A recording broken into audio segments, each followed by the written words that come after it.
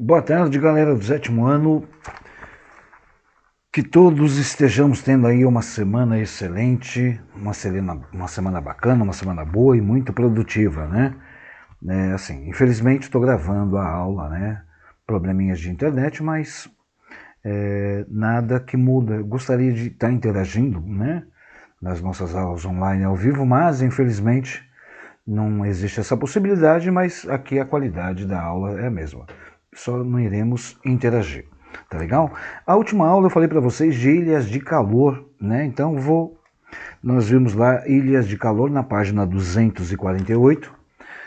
Hoje nós vamos lá para 249 e nós vamos falar aí das alterações climáticas, né? Na cidade de São Paulo. Vou falar de poluição atmosférica, inversão térmica e chuva ácida, tá? Posteriormente, se não der tempo de terminarmos essa parte que eu mencionei nessa aula, amanhã nós temos 2 aulas e nós concluímos, tá legal? Então, assim, página 249, a gente começa a analisar quais são os elementos e fatores que fazem com que haja alteração, né? Alteração no clima. Falei em clima, muito calor aqui. Então, assim, na página 249 está lá para vocês. Como vimos anteriormente, São Paulo é um dos melhores exemplos da ocorrência do fenômeno da ilha de calor, devido às mudanças climáticas que a cidade sofreu nas últimas décadas. A garoa desapareceu e a população passou a conviver com temperaturas mais elevadas. Além disso, a direção dos ventos foi alterada por causa das variações de pressão atmosférica sobre a cidade. Então, eu lembro de ter dito para vocês que na última aula que antes, né, as nossas estações, as estações do ano, verão, primavera, outono e inverno, elas eram mais bem definidas. Ou seja, cada estação do ano, elas tinham aí 3 meses certíssimo, era como se fosse um relógio britânico, né? Aquele relógio que nem atrasa e nem adianta. Então as estações anteriormente eram mais bem definidas. Hoje não tem essa definição, tanto que eu estou dando exemplo aí da cidade de São Paulo, que era considerada terra da garoa, e hoje São Paulo já não é mais a terra da garoa, né? Hoje São Paulo é considerado a terra das chuvas torrenciais. O que é uma chuva torrencial? É aquelas pancadas de chuva, né? Principalmente no verão, março, abril, né? Em virtude do quê? Professor, isso ocorre em virtude do quê? Isso ocorre em virtude do descaso, né? Quando eu digo descaso, a falta de colaboração dos homens em relação ao meio ambiente. Eu coloquei para vocês, travou o vídeo, né? Mas vai voltar logo. Fiquem apenas com áudio, já volta e a gente dá continuidade. 1, 2, 3. Vamos lá, voltamos, tá vendo? Não precisei parar. E não vou editar não, tá? Eu vou salvá-lo assim mesmo. Então, assim, a gente percebe que o homem, né, com a sua falta de consciência, na medida que o ambiente ele vai poluindo o meio ambiente, né, os aspectos naturais eles vão ficando cada vez mais fracos. Então o que antes era uma regra, né, para o clima de uma região, isso aquilo, não é mais regra, passou a ser, desculpem, exceção. Então, tem esse gráfico aí na página 249, né, que é a cobertura vegetal. Então percebam que essa área vermelha são as áreas urbanas da cidade de São Paulo. Então, até em virtude disso, aliás, desculpe, da cidade, sim. Até em virtude disso, vocês têm aí a nítida noção que o vermelho ele está pegando praticamente toda a cidade de São Paulo, né?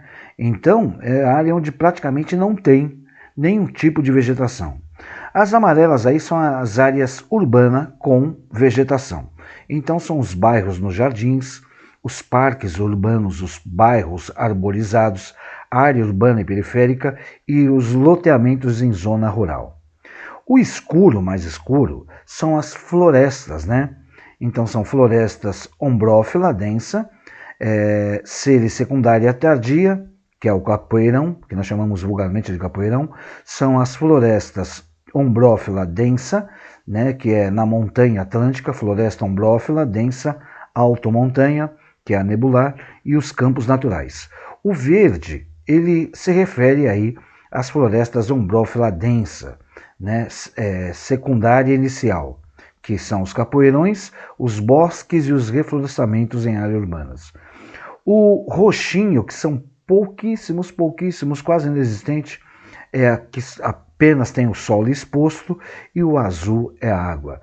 Então percebam que essa parte urbanizada vermelha, né, tem aí 31,5% de todo o território.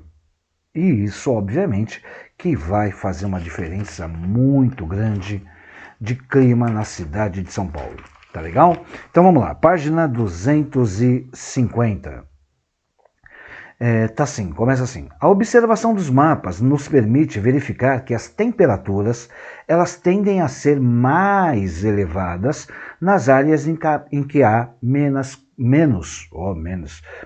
cobertura vegetal. Gente, primeiro que menos, essa palavra menos não existe, saiu aqui, mas não existe. Segundo, por que essas áreas, né, a temperatura tende a ser mais elevada nas áreas que têm menos cobertura florestal ou menos cobertura vegetal, a temperatura é mais elevada. Porque a planta ou a árvore, né, como queiram, ela absorve calor. Ela vai absorver o calor e ela vai dissipar esse calor, né? Então o calor ele não vai ficar apenas na atmosfera, ele vai para a planta e depois ela vai dar um jeito de, no seu processo dela, ela dissipar esse calor. Agora, quando não tem essa cobertura vegetal, né, obviamente que a pavimentação, do jeito que o sol bate, ele volta. E ele chega a uma determinada camada, ele não vai mais para cima daqui. Então ele vai ficar todo formando lá o que nós chamamos de ilha de calor. Então, obviamente que a temperatura ela vai ficar elevada. Tá claro isso? Continuando lá. Na década de 70, pesquisadores começaram a analisar as alterações ocorridas no microclima paulistano. Ficou claro que, ao longo do século XX, o volume de chuvas aumentou, assim como a temperatura média da cidade subiu aproximadamente de 3 a 5 graus centígrado. Ao medir a temperatura em pontos diferentes da cidade, chega-se a registrar diferenças de até 12 graus centígrado em um único horário.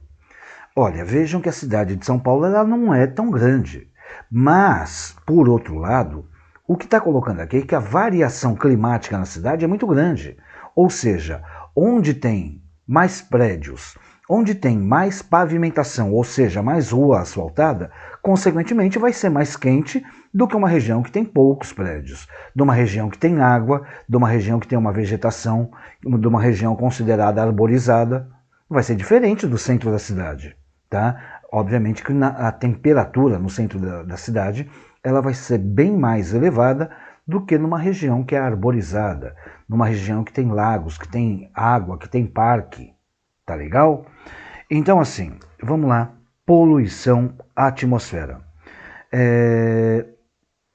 Poluição atmosfera, convém, né, falar para vocês que é extremamente importante, que eu particularmente, eu acho que essa coisa da poluição atmosférica, nós tínhamos que começar a ver no segundo aninho, né? Para quê? Para que quando a gente chegasse no sétimo, no sexto, no sétimo, no oitavo, no nono ano, nós já tivéssemos propriedade para entender o quanto é prejudicial a poluição atmosférica.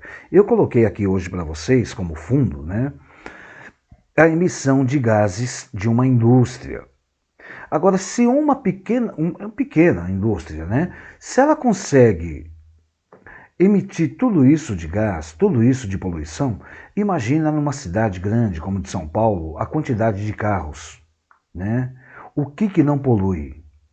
Então vamos lá ver, vamos falar um pouquinho de poluição atmosférica. E assim, só para completar, eu particularmente preferiria as aulas de poluição atmosférica lá no comecinho, no segundo ano, para que quando nós chegássemos no sexto ano tivéssemos propriedade, para quando terminássemos o nono ano, já fôssemos considerados aí expert, né, em proteção ambiental, em falar de poluição, né, atmosférica, porque é importante, é a vida do nosso planeta. Tá claro isso? Então vamos lá. As indústrias dos automóveis lançam na atmosfera uma quantidade muito grande de material particulado. Professor, o que é material particulado? Olha aí à esquerda. Material particulado, conjunto de poluentes formados de poeira, fumaça e todo tipo de material sólido e líquido que se mantém suspenso na atmosfera. Tá? Então isso aí é material particulado e de gases. Esses gases, geralmente, eles são emitidos pela queima de combustíveis fósseis. Quais são os combustíveis fósseis? Carvão e os derivados de petróleo, sendo os mais comuns o monóxido de carbono, né, e o dióxido de enxofre. Quando a composição natural da atmosfera está alterada, considera-se que o ar atmosférico está poluído. Isso pode ocorrer de duas formas. Quando a proporção dos componentes da atmosfera está desequilibrada ou quando nela foi introduzido algum elemento estranho. Tá? Professor, quais são os tipos de elemento estranho? Tudo que polui, tá bom? Tudo que foi emitido como gás para a natureza é um componente. Se não for reconhecido, é um componente estranho e é poluente. Tá? O contato com o ar poluído faz com que a população de grandes centros urbanos fique sujeita a diversos problemas de saúde, especialmente as doenças respiratórias. O excesso de poluentes na atmosfera não afeta apenas a saúde humana, também provoca o desequilíbrio ambiental, desencadeando fenômenos como chuva ácida, que veremos mais adiante. Chuva ácida, professor, é uma chuva que cai ácido? Não. É uma chuva que vai conter algum tipo de ácido, né? E ela vai causar algum estrago, tá? Não que seja perceptível diretamente aos olhos, né? Mas se a gente for analisar principalmente monumentos como estátuas, aquela coisa toda, a gente percebe aí que a chuva que existe, essas chuvas corrosivas conhecidas como chuva ácida, que a gente fala daqui um pouquinho.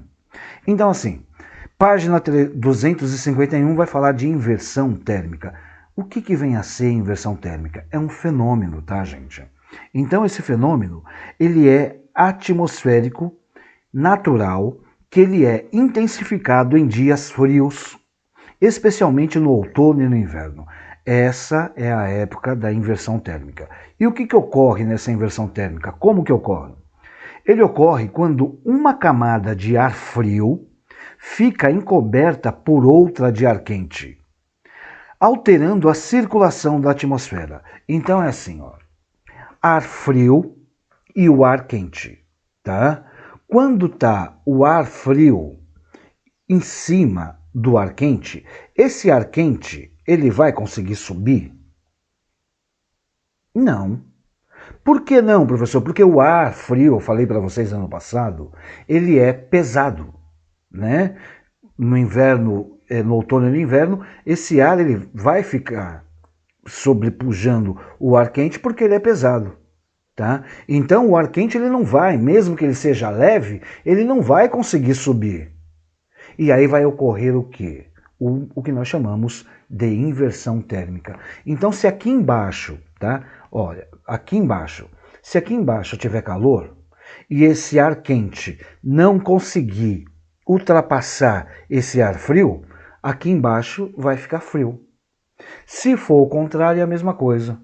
Se o ar quente estiver tentando entrar e o ar frio ele estiver abaixo do ar quente, esse ar quente não vai conseguir entrar. Então entende que aqui vai estar frio, tá? E aí vai se manter frio, tá? Então isso que é inversão térmica. Então resumindo, Quando isso ocorre, os poluentes emitidos pelas fábricas, ó, esses poluentes aqui, ó, emitidos pelas fábricas, por fábricas e automóveis, eles não dispersam, tá? Quando eles não dispersam, eles ficam concentrados aqui, né? Aqui na superfície. Deixa eu apontar certo? Isso. Fica concentrado aqui nessa parte da superfície, tá? E, obviamente, que se ele fica concentrado na parte da superfície, ele não vai se dissipar. E quando ele não se dissipa, ele vai se manter, né, e vai prejudicar a qualidade do ar, afetando a saúde das pessoas de uma maneira geral. Entenderam? Então o que é inversão térmica? É quando o ar frio, mais uma vez lá, quando o ar frio ele encoberta o ar quente, né? E por que encoberta, professor? Porque o ar frio, como eu falei para vocês, ele é mais pesado do que o ar quente, tá? Então, obviamente que o ar que está na camada atmosférica ele não vai conseguir subir, porque tem o ar frio lá bloqueando a dispersão desse ar quente, que está junto com os poluentes emitidos por fábricas e por automóveis. Tá claro isso? Aí tem uma imagem bem bacana aí do fluxo normal, né? De como que é o fluxo normal e de como é a inversão térmica, tá? Percebam lá que o ar da atmosfera já poluído, ele tenta sair e ele não consegue sair da atmosfera. Tudo bem? Vamos lá então para a chuva ácida. Então está assim, ó, no final do século XIX, o cientista britânico Robert Angus Smith, que viveu de 1817 a 1884, observou que os objetos de metal que ficavam expostos diretamente à chuva na cidade de Londres, no Reino Unido, enferrujava muito depressa. Começava assim o estudo das causas da chuva ácida. Então esse britânico, né, esse cientista britânico, ele percebeu que alguns objetos de metal, a exemplo de estátuas, eles ficavam expostos, né, sem nenhuma cobertura, eles enferrujavam mais depressa do que os materiais de metal que ficavam em áreas cobertas. Então eles acreditaram que a chuva estava fazendo esse estrago. Aí começaram a pesquisar o que era essa chuva, qual que era a composição dessa chuva. Então, ó, na época, poucos se interessaram pelo tema. Somente no século XX, por meio de vários experimentos, cientistas chegaram à conclusão de que a velocidade de corrosão dos metais e também de outros materiais, como mármore de estátua, está relacionada à acidez da água da chuva em determinados locais. Então não é só aqui como coloca aí de objeto de metal. Mármore e outros materiais também, eles são estragados, corroídos, né, pela chuva ácida. Aí nós temos uma gravura, né? Essa gravura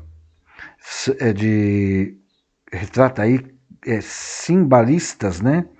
Daniel Cimbalistas. Então a chuva ácida é responsável pelo desgaste de estátuas e monumentos. E na foto aí o chafariz com sinais de corrosão em São Paulo, tá? Na Praça de São Paulo. Vamos lá, página 252.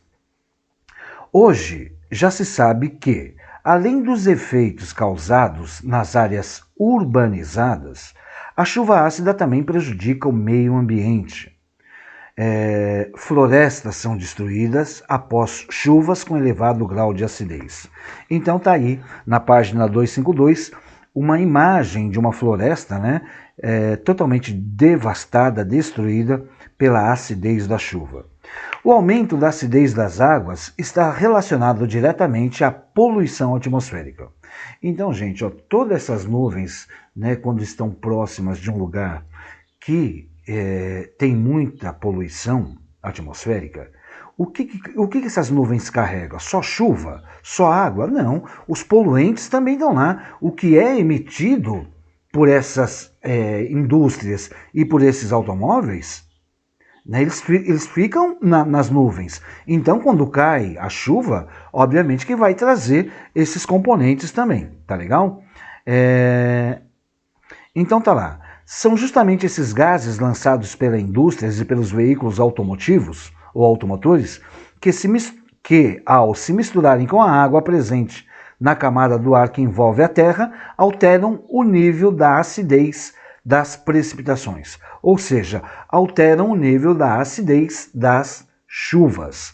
Então, essa imagem, né, que temos aqui na página 252 é semelhante à que eu coloquei aí para vocês. Então mostra aí a emissão dos materiais particulados. Lembrem o que são materiais particulados? Quem esqueceu tá lá na 250, tá? Então, os materiais particulados e gases, como o dióxido de enxofre e o monóxido de carbono, são emitidos pelos veículos e pelas chaminés das fábricas, lá, ó, chaminés das fábricas. Em contato com o vapor, olha lá, eles tendo contato. Em contato com o vapor de água encontrado na atmosfera, esses gases dão origem a precipitações com alto teor de acidez. Precipitações, mais uma vez eu vou lembrá-los, chuva. E o nome dessa chuva, já com esses gases, torna-se chuva ácida, tá? Ao precipitar sobre as cidades ou sobre áreas florestadas, a chuva ácida danifica prédios, estátuas, monumentos, assim como causa danos ou provoca a morte de árvores, como nós vimos aí, né, na página 252, a floresta totalmente destruída em virtude da chuva ácida. Tá legal? Então, assim, a poluição atmosférica, eu acredito particularmente, né, nós vimos lá na outra aula, a tendência não é acabar. Ninguém quer acabar com a poluição atmosférica, até mesmo porque eu acredito que seja humanamente impossível acabar com todo e qualquer tipo de poluição atmosférica. Mas nós podemos minimizar, nós podemos diminuir. De que maneira, professor, nós podemos diminuir? Nós podemos diminuir na medida que nós formos mais conscientes, na medida que nós nos preocuparmos com as gerações que irão vir depois de nós. Tá legal? Senhores, senhoritas, então assim, só um resumo, né? Vou encostar a apostila aqui, que depois vocês farão os exercícios, né? Então assim, a poluição atmosférica é consequência, em maior parte, da ação do homem. Por que da ação do homem, professor? Porque é o homem, tá? Que introduz produtos químicos ou tóxicos no nosso planeta, no nosso ambiente. Então, de que maneira? De várias maneiras. Por exemplo, a queima de combustíveis fósseis. E não só ela, né? A queima de combustíveis fósseis, ela vai propiciar a liberação do que eu falei, do monóxido de carbono. E esse monóxido de carbono, ele corresponde a aproximadamente 45% dos poluentes que são liberados, tá? Em grandes metrópoles, em grandes cidades, né? Ele é indolor, ele é incolor, e esse monóxido de carbono, né, ele tem capacidade de se ligar a uma coisa chamada hemoglobina sanguínea. O que é essa hemoglobina sanguínea? No nosso organismo. E ele pode provocar aí, consultem vocês, aí a professora de ciências de vocês, podem causar aí o que nós chamamos de asfixia, tá? Porque a pessoa vai ficando com dificuldade de respiração. E outra coisa, o dióxido de nitrogênio, o dióxido de enxofre, o que nós chamamos de ácido nítrico, ácido sulfúrico, hidrocarbonetos, são outros poluentes que contribuem também para esse tipo de poluição, né? Ele irrita as nossas mucosas, as vias respiratórias, causam cânceres, eles alteram a água e o solo. Eles causam corrosões de construções, de monumentos, e faz com que surja aí o que nós vimos agora, que é a inversão térmica. Ele causa também o efeito estufa e a destruição da nossa camada de ozônio. Isso são algumas consequências que eu estou dando para vocês aqui, dessas partículas que são emitidas todos os dias, todas as horas na nossa atmosfera. Tá? Então, o que a gente tem que fazer? Considerando que em qualquer tipo de ambiente, os indivíduos, né, que constituem essas relações de dependência com o progresso, o nome do progresso, tem que ter um pouco mais de consciência, tem que procurar estudar um pouco mais. Para poder fazer o quê? Para poder diminuir, minimizar esses danos, essas causas, né, que são extremamente variantes e contundentes. Ah, professor, eu não sinto nada. Agora porque é novo. Quando chegar uma idade vai começar a sentir. Quem tem problema respiratório vai para a cidade de São Paulo, né? Colocou o pé na cidade de São Paulo, já começa a sentir as consequências da poluição de São Paulo. Tá? Então, assim, não é questão de você ser ambientalista ou não. Nós temos de cuidar do que é nosso. E o planeta, antes, eu coloquei já para vocês uma vez, eu vou repetir, né? Antes a preocupação da maioria dos adultos era que mundo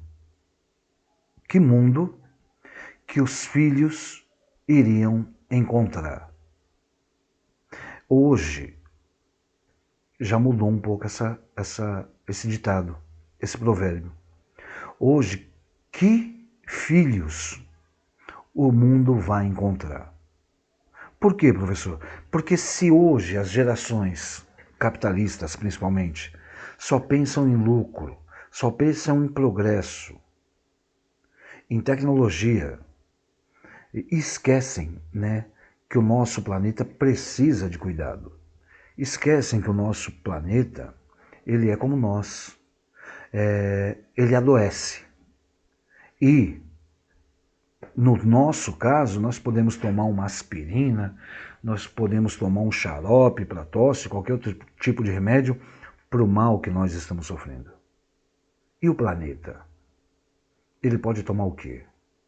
Ele pode tomar doses homeopáticas de consciência dos seres humanos. Nos tornarmos pessoas mais evoluídas, acreditando e fazendo valer que vai vir os vossos filhos, que serão os meus netos, os seus bisnetos, os seus tataranetos. E eles precisam encontrar um mundo ainda. Eles precisam encontrar um planeta ainda. Não doente, não como esse que nós estamos acostumados a ver em filmes de ficção. Tudo nublado, tudo escuro. Mas não, um planeta saudável, um planeta sadio e que se vale a pena viver, usufruir, poder passear, poder ver mares, poder ver lagos, poder ver floresta, poder ver campo. Será que os vossos filhos ou os vossos netos vão ter essa oportunidade? Fica aí essa reflexão para vocês, para que a gente possa encerrar amanhã. Tá legal? Bom, se tiverem alguma dúvida, eu vou disponibilizar o link no grupo de vocês. Estejam à vontade, tá legal? Deus abençoe todos e até amanhã, se Deus quiser. Forte abraço.